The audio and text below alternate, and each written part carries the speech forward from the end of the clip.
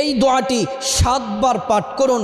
দয়াময় আল্লাহ রাব্বুল আলামিন 70টি বড় বড় বিপদ থেকে আল্লাহ তাআলা আপনাদেরকে হেফাজত করবেন। বিখ্যাত তাবিঈ হযরতে মাকহুল রাহমাতুল্লাহি আলাইহি তিনি বলেন, এই বাক্যগুলা